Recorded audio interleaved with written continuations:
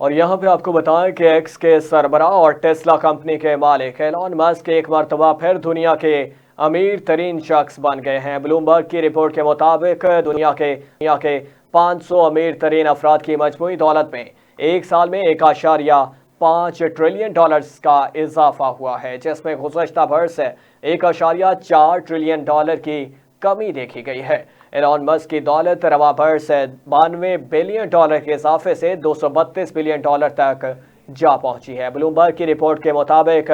Elon Musk की दौलत में इजाफा उनकी कंपनी टेस्ला में उनके 12.95% हसस की बदौलत पैदा हुआ, जिसने इस साल अब तक अपना शानदार बिजनेस और दुनिया की सबसे महंगी कारसाज कंपनी ने साल की तजारत $248 पर ख़त्म की, जो कि पिछले साल के मुकाबले में 130% ज़्यादा कंसीडर की गई है।